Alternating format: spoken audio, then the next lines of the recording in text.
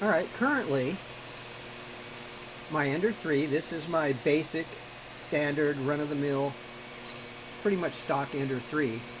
Nothing mechanical, which came in the box. All the mechanical parts that actually came in the box are still in use. You can see that for yourself, including the springs. Okay, those are the springs that came with the printer. There's no chunks of rubber or the yellow aftermarket heavy-duty springs. Those are the stock springs that came with it. The only thing I've done, a couple of things actually, I'll point them out here, is that the build plate is my decision. This is me. This is what I decided as a user to print on mirror. This is glass, cut to size mirror tile. Okay, so that's kind of a user's choice, not really upgrading the mechanics of the printer, because it will still extrude filament out the nozzle, whether this is cardboard, paper, mirror, magnetic, whatever. It doesn't change the mechanics of the entire printer. It will still print the same whether I change this or not. So again, this is user's choice. I can take it or leave it. So in my choice, I chose mirror tile. That's what this is, for many reasons. Also, you can see there's no brim, all right?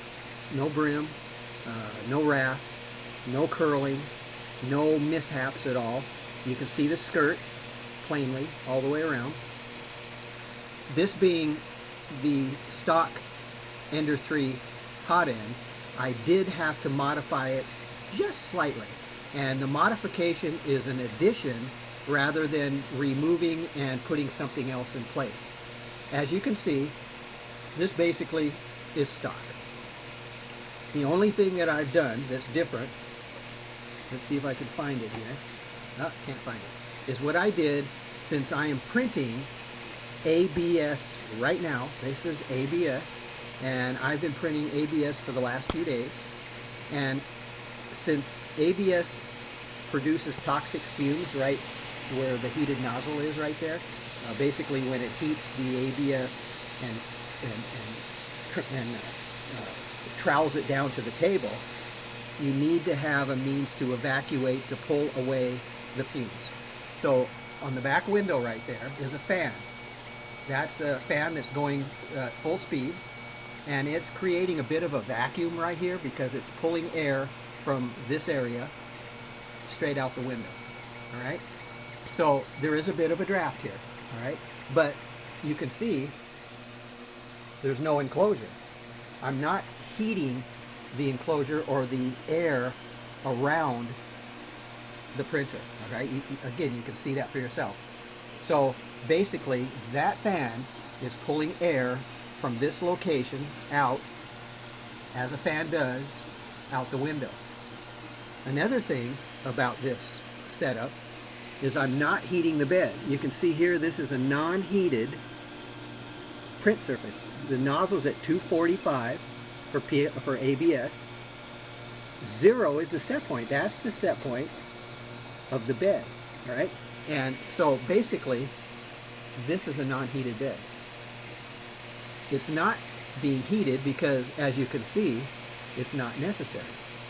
Also, to show that, I printed these the last few days, one right after another, okay? These are the Thing hands. 3 of them are right-handed. This one I switched around and made it left-handed. Okay, so these were printed in ABS. They're clean, they're smooth, they're just as you see them right now, straight off the printer. So basically, this Ender 3 with the stock extruder, that's the plastic extruder body. I would just keep the body, which I have, keep the body, and just change the lever. Don't change the whole thing, because by changing everything, you're opening yourself up for issues that this extruder will never have. Okay, so maybe it has a lever problem, but that's it. You go another route, some other way of extruding filament, then you're opening yourself up to many more issues that this extruder will never have. So there's no E-step calibrations, there's no any adjustments or yada yada yada. It literally is change the lever, $3, 5 minutes, you're back to printing. For years, since that lever has never been under stress in the box, being compressed or under stress with a spring, it will last for years, okay? So any of the levers that are on printers now in the box are under some stress, even while in the box.